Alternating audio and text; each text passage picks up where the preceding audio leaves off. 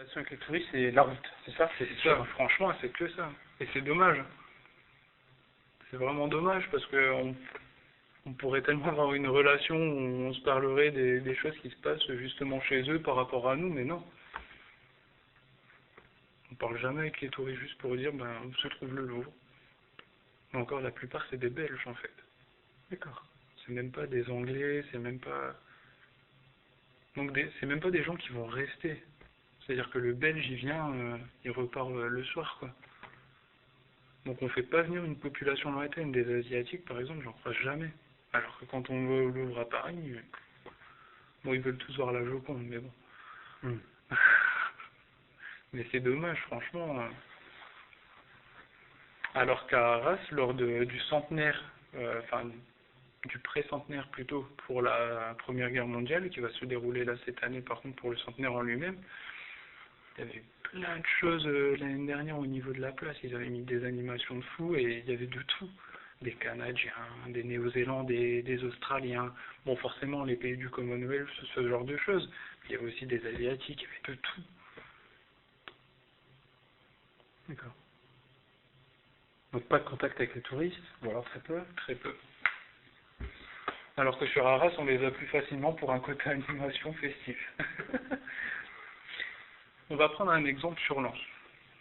L'Euro 2016, événement majeur, hein. Communication mise en place, machin. Des bars temporaires qui ont été installés, c'est-à-dire qu'il y a eu des entrepreneurs, ils se sont installés temporairement dans des locaux. Ça a fonctionné. Ils ont fait un chiffre de fou et pour certains, ils sont même restés. Bon, ils ont fermé par la suite parce qu'il n'y avait plus d'animation, mais ils avaient fait un tel chiffre. Et là, on ne dit pas, ouais, mais il y a un manque d'hôtels. Finalement, les hôtels qui étaient là pour le Louvre et qui ont à eux pour l'Euro 2016 et qui ont accueilli je ne sais combien de milliers de personnes, ça a été largement suffisant. Bien sûr, il faudrait peut-être un grand hôtel, allez, admettons. Vraiment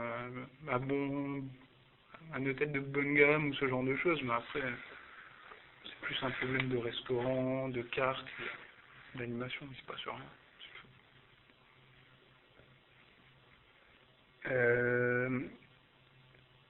C'est quoi le bilan finalement sur le musée, sur ce qui a été créé? Le bilan, est-ce que vous en parlez entre vous par exemple? Ça m'arrive d'en parler avec les personnes qui sont plus ou moins également intéressées à la politique, à la ville ou ce genre de choses, vraiment des personnes, on va dire, actives au sens associatif, au sens où il y a un intérêt pour la ville, quoi. Enfin, on en discute et le bilan, il est pas positif en soi, il n'est pas ultra négatif, mais c'est pas positif. Le Louvre n'a pas apporté de plus-value à la ville, alors que c'était pourtant quelque chose qui aurait dû apporter justement. C'est une image de marque, c'est une image internationale, et il n'y a rien d'international dans la ville. Si c'est à refaire, il faut le refaire, mais en prévoyant les choses avant. C'est-à-dire que là, ça n'a pas créé d'emploi pour le bassin de population. Et comment tu sais ça? Par mes recherches personnelles. Il y a de plus en plus de chômeurs malheureusement sur Lens, il n'y a pas eu de formation mise en place. Les formations, je peux en parler pour moi parce que entre 2012 et 2013 par exemple, j'étais au chômage.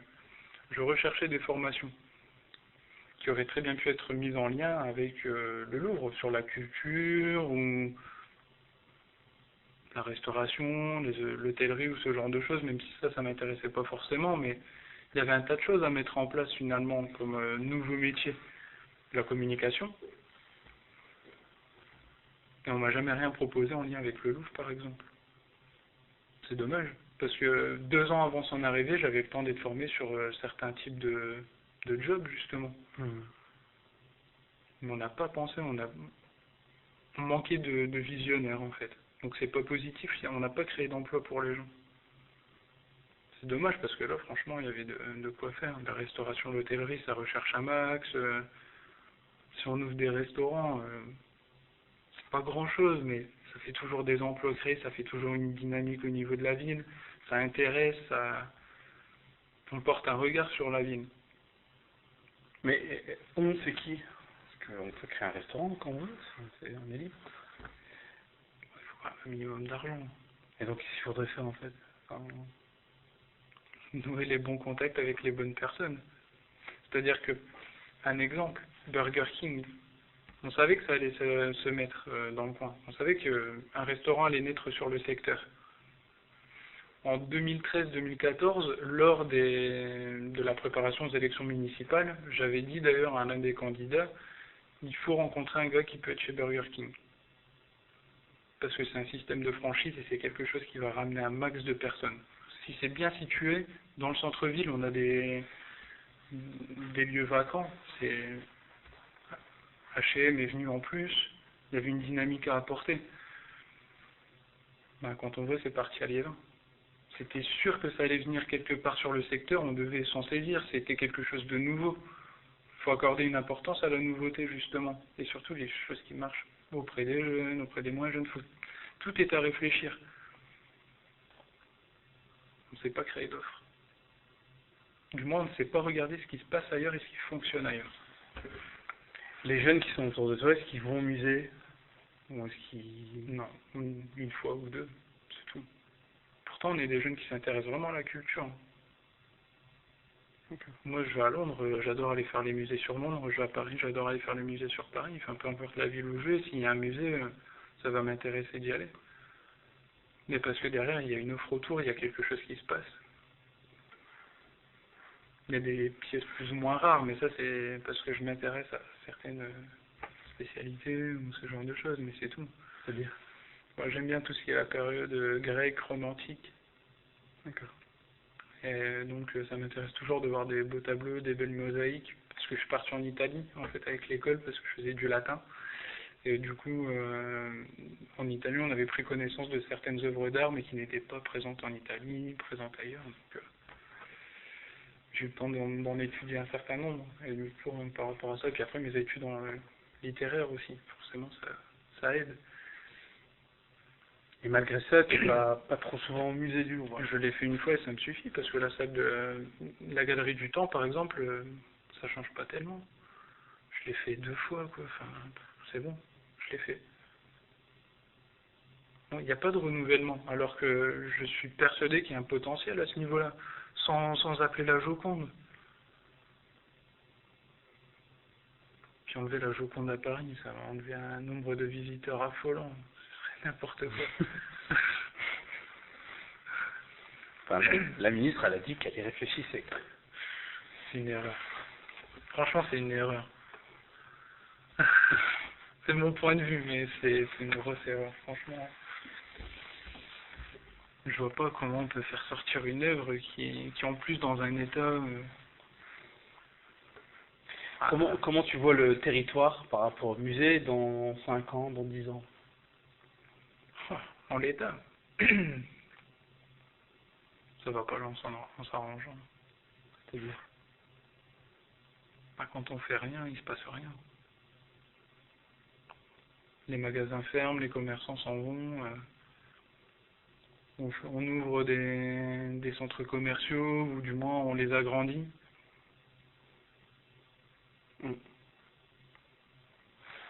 Donc il ne peut rien se passer de positif en soi sur le territoire à terme. Enfin franchement, c'est pas possible pour moi.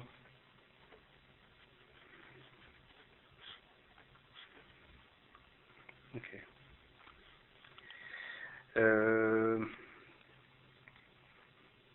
Est-ce que tu voudrais ajouter quelque chose sur ce musée, sur cet équipement qui s'est implanté sur ce territoire? Ajouter quelque chose.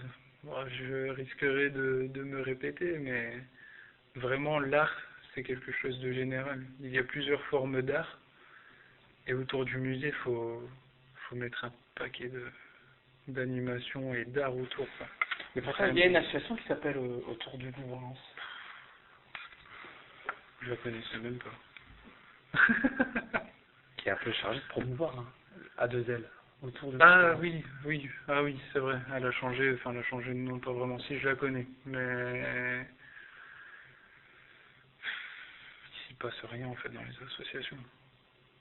Les associations, de toute façon, pour moi, elles peuvent booster en partie les choses, mais sans volonté politique, elles peuvent rien faire.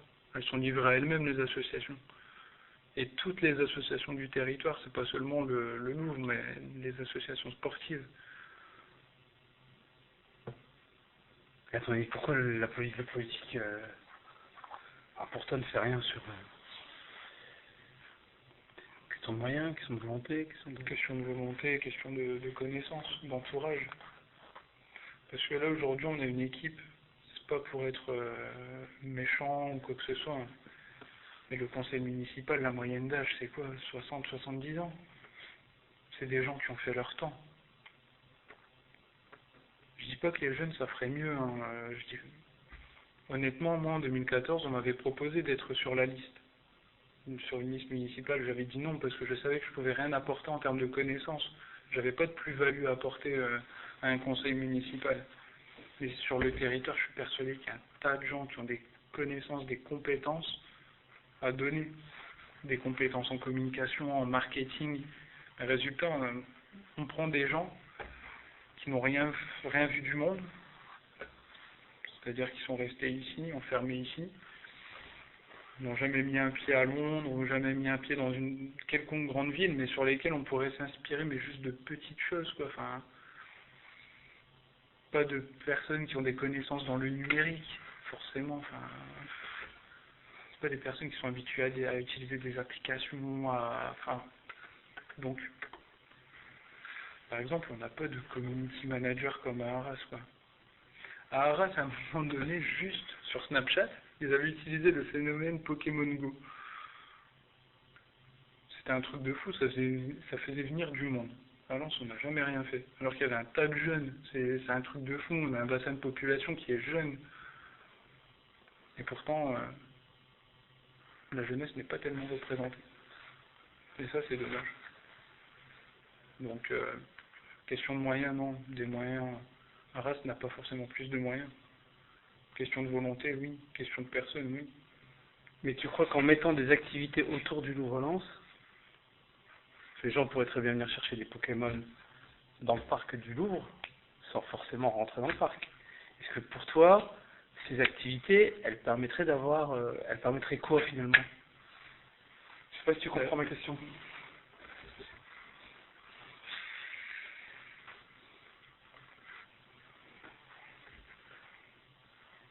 Je pense que ça permettrait quand même de faire venir les gens à un endroit où ils n'ont jamais pensé venir. C'est-à-dire qu'au niveau du Louvre, si on avait mis quelque chose dedans, par exemple sur Pokémon Go, qui permettait en fait, par exemple à des Pokémon de venir dans le musée, bah, les jeunes ils seraient peut-être allés spontanément, ce genre de choses, puis finalement ils se seraient retrouvés dans le musée. Pour certains, ils auraient peut-être eu un regard sur les œuvres d'art. Mais moi, ce qui m'intéresserait surtout, c'est de la musique autour du Louvre. Vraiment, le vendredi, samedi, il faut créer une offre autour, c'est toujours pareil, il y a toujours quelque chose à créer autour de ça, mais faire participer les brasseurs locaux, les cafés locaux, enfin, à Arras par exemple, lors du Main Square ou ce genre de choses, on demande quand même à certains cafetiers du coin de venir s'installer sur le Main Square, ou lors d'un autre concert qui avait eu lieu aussi avec Kenvi. Enfin, c'est pareil, on a dit aux cafetiers, venez, installez-vous. Et c'est normal, il faut prioriser justement ces gens-là parce qu'ils sont sur le territoire et ils galèrent en ce moment. Non seulement ils galèrent, et on ne fait rien pour eux. Donc si on fait venir les gens, faut leur apporter quelque chose. Après, je dis pas que j'ai la bonne analyse, hein, mais s'il n'y a pas d'offre, il ne peut pas y avoir d'intérêt. On ne s'intéresse pas aux gens. C'est-à-dire que c'est pas de marketing, justement.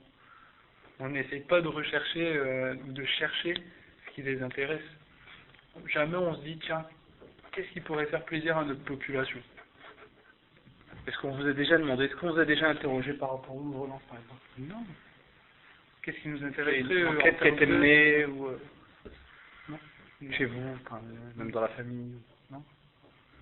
Honnêtement, moi demain, je suis adjoint à la culture ou ce genre de choses, mais je me bouge les fesses, je fais du porte-à-porte, Et je demande aux gens, en termes musicaux, qu'est-ce qui vous ferait plaisir comme artiste ou ce genre de choses.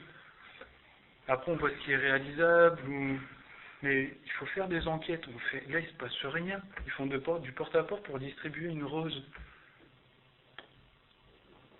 C'est tout. Enfin, à partir de ce moment-là, on a compris. C'est-à-dire qui a des distributeurs? Les élus, par moment, viennent lors de la fête du travail ou ce genre de choses, ils distribuent une rose, quoi. Mais ils s'intéressent pas aux gens. Ils font que de la distribution.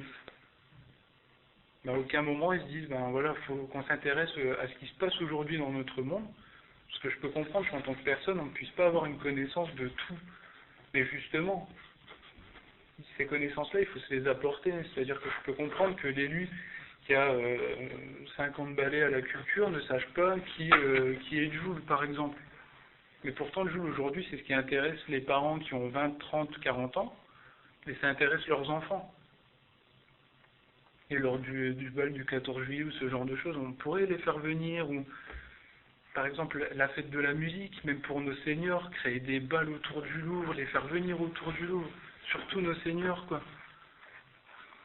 Et je pourrais dire même ça pour l'accès aux mines ou ce genre de choses. Enfin, on a plein de choses à penser, il y a plein de trucs à mettre en place. Mais on fait rien. Du moins, on crée un hashtag la Joconde lance, quoi.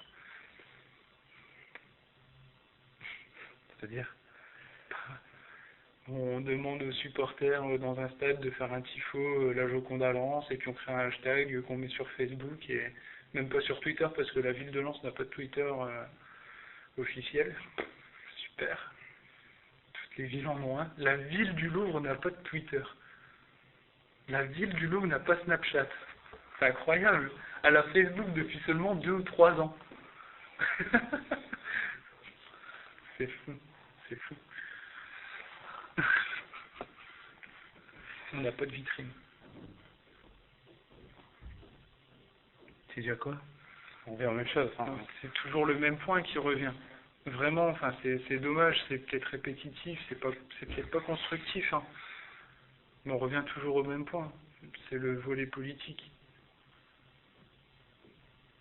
Sans volonté pour impulser, il peut rien se passer. Moi, aujourd'hui, j'ai une volonté, hein, mais j'ai pas les moyens. Eux ont les moyens, mais pas la volonté, ou les connaissances. Je dis pas que j'ai des connaissances, hein, loin de là, mais... Ok, bon, on a terminé. Je te remercie.